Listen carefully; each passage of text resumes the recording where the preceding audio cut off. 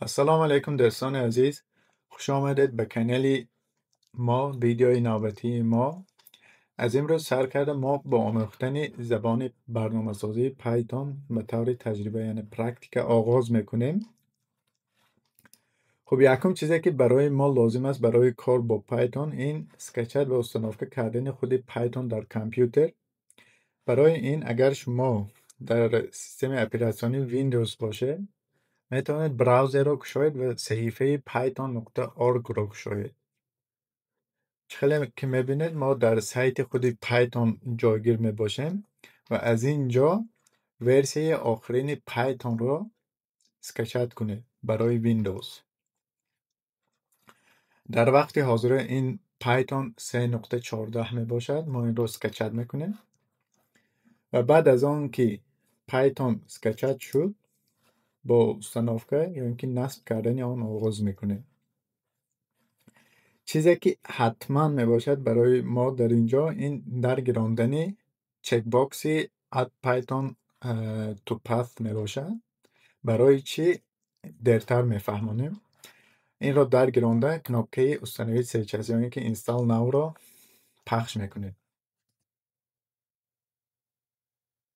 بعد از چند دقیقه یا اینکه ثانیه پایتون در کامپیوترمون نصب میشود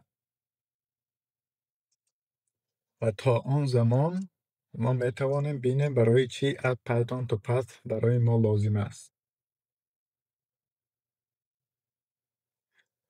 خب هر یک کامپیوتر شما در ویندوز، مک او اس یا اینکه لینوکس باشد آنها ترمینال خود را دارند. در ویندوز این پاورشل یا اینکه ترمینال می باشد و از اینجا شما می توانید تمام کامپیوتر را کنترل کنید. یعنی تمام فونکسیونی که از یو آی در اینجا استفاده میبرید می توانید در اینجا هم اجرا کنید. و یک مثال این استفاده پایتون در اینجا می باشد. در اول این ترمینال بسیار بزه به نهایت بسیار قین بنماد، لیکن وقتی شما کمتر تجربه جمع میکنید، وقتی کمتر عادت میکنید با زبانهای برنامه سازی با آیتی، ترمینال برای شما از همه اینسترومنتی که بسیار پلیزی میباشد و به همین ساحه آیتی را تصور کرده نمیتوانید. برای چی در درس های آینده میفهمیم. و خیلی که میبینید پایتون در کامپیوتر ما نصب شد و حاضر وقتی ما یعنی کیورد کلمه پایتون یا اینکه کماند پایتون رو در ترمینال میزنه، خیلی که دیدید همین پایتون در ترمینال گشاده شد برنامه سازی و میتوانید در اینجا الکی کد یکم خود رو نویسید. اگر شما در اینجا اد پایتون تو پث رو در نمیگیرند، کماند پایتون حالا در اینجا یعنی دسترس نمیشد.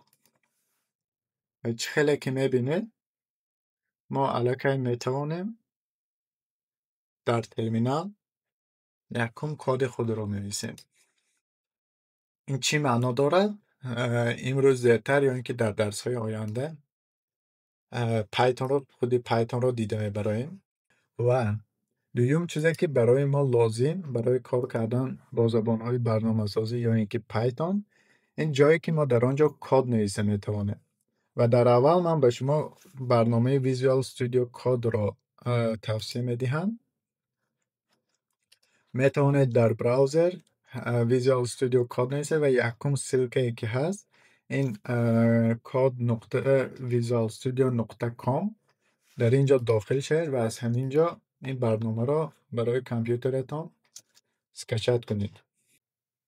بعد از آن که اسکچت شد میتونید لیسنسی را قبول کرده این برنامه را هم در کامپیوترتان استناسخه کنید و همه این چک باکس ها را درگیرانده مانید. و از همه مهم برای ما این اد تو پث می باشد و برای چی مهم شما الکی فهمیده گرفتید. خب استناسخه ویژوال استودیو کد یک چند ثانیه یا اینکه دقیقه دوام میکند. وقتی که استناسخه شد ما یک بار همه این قدم ها را در مک او اس دیده میبریم و بعد از آن نوشتن یکم کد خود را در پایتون آغاز میکنیم.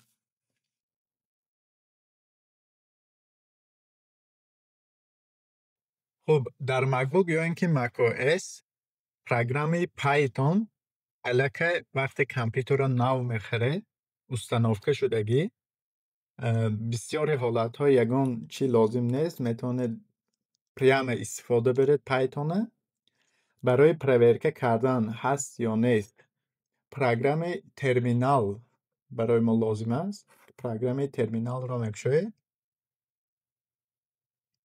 و در اینجا پروگرام پایتون 3 یعنی از این فهمیده میشود که پایتون ورسی سیوم در مکبوک استانوفکه شدگی خیلی که میبینید پروگرام پایتون ورسی 3.14 هست لیکن اگر در شما همین کمانده یافت نشوه مثلا خودی پایتون نویسید کامند not found یعنی کمانده یافت نشد پایتون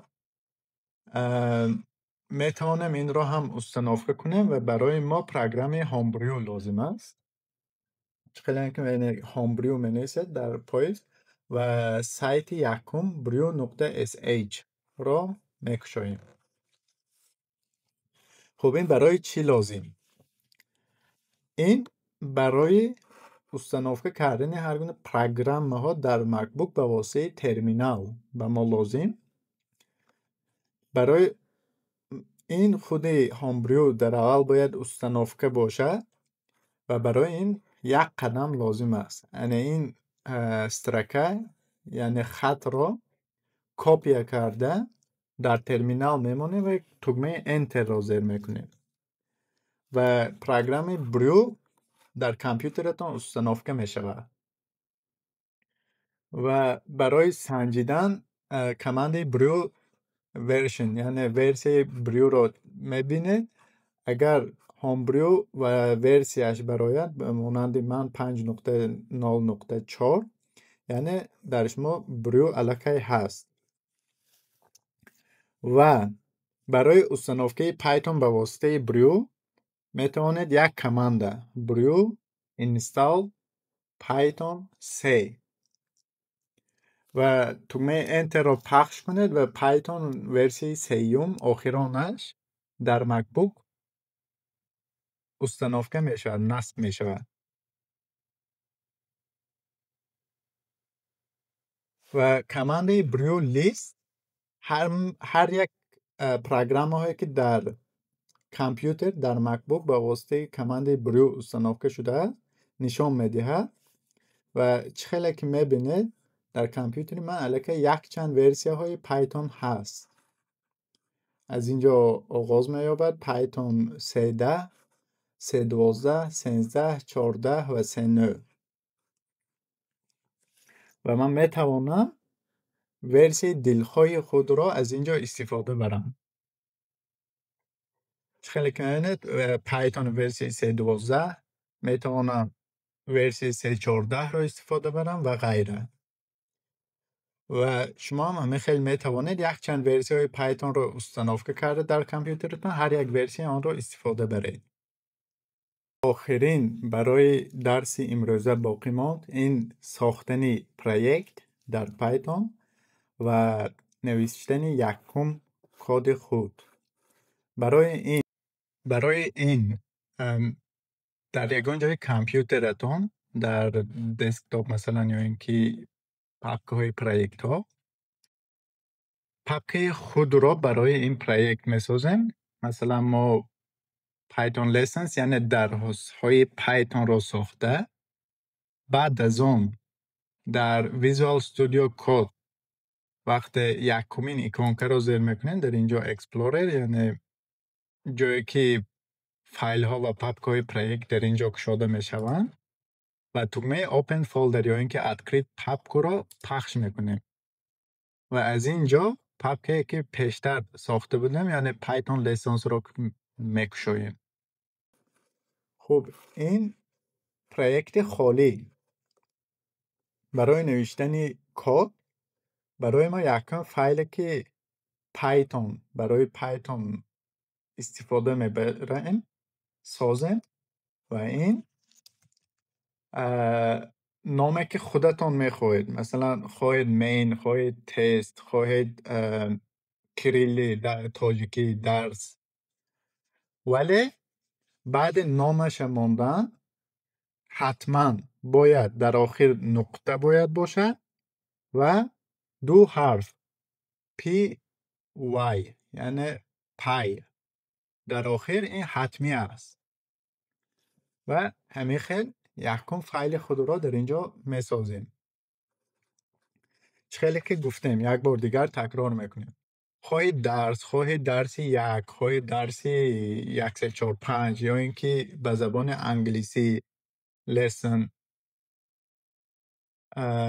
lesson 1، خیلی که خواهید نام فایل یگان فرق ندارد، لیکن در آخر نقطه و پای حتمی می باشد. خب یکم فایل خود را ساختیم و در اینجا یکم کد خود پرینت سلام جهان نوشتیم. چه معنی دارد؟ ما درس آینده وقتی با زبان برنامه سازی آغاز میکنیم دیده میبراییم، ولی برای حاضر برای شما چی لازم؟ این کلمه پرینت باید انگلیس باشه، قوس رو میکشوید، ناخونک، چیزی که خودتان به جای سلام جهان میتوانید کلمه که خودتان میخواهید، جمله که خودتان میخواهید نویسید، ولی حاضر ما برای تست، برای فهم شدن سلام جهان رو می نویسیم، ناخونک رو میپوشیم و قوس رو میپوشیم. همین قدر چیز لازم. و دیگر قدمی که برای ما حاضر لازم است، این در اینجا در پایان ویژوال استودیو کد یک پنل هست، نامش رو نمیدونم، خیلی که میبینید در پایان طرفی چپ ویژوال استودیو کد، همین رو وقت میکشوید در اینجا یک فکلتکه ترمینال هست. از همینجا میتونید ترمینال در پروگرام ترمینال نوشته. این هم همین ترمینال لیکن در داخل ویژوال استودیو کد. و ما پایتون که استنافه کردیم برای چی در ترمینال لازم بود برای ما، برای این حالت پایتون 3، این پایتون پروگرامی که ما استنافه نصب کردیم در کامپیوتر و نام فایل.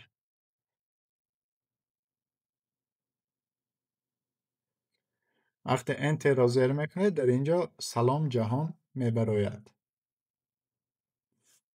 یک مثال دیگر، به جای سلام جهان میتوانیم 5 جمع 4 نویسیم و حاضر وقتی همین فایل را با پایتون میکشویم، یعنی این چی معنی دارد؟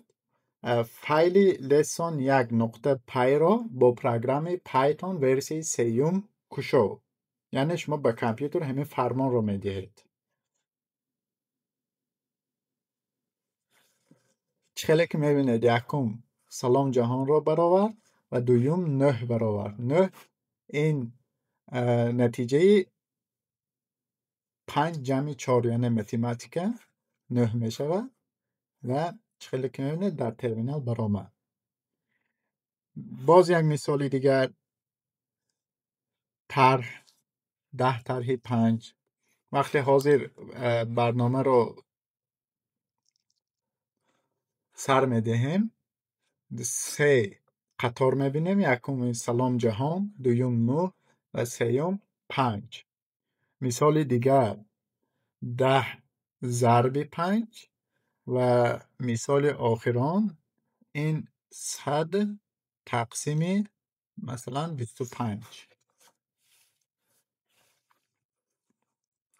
این نتیجه های یکمین برنامه خود در زبان برنامه سازی پایتون. 5 جمع 4 9، 10 طرح 5 5، 10 ضرب 5 50 و 100 تقسیم 25 این 4 می باشد.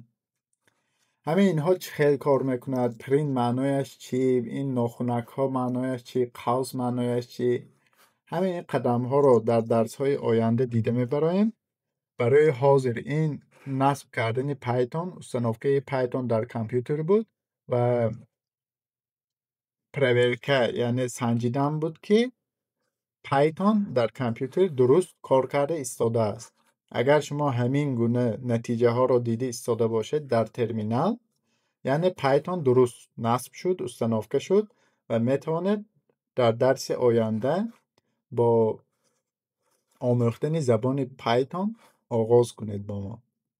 اگر یگان چی شده باشد، اشیبکه یا اینکه سوال پیدا شود، یگان جا نافهما باشد، میتواند در کامنتری ها سوال خود را گذارید یا اینکه در تلگرام کانال ما گذارید، سلک در اپیسانیه، و در آنجا سوال های خود را دهید. حتما با قدر امکان حرکت میکنیم جواب دهیم با آنها.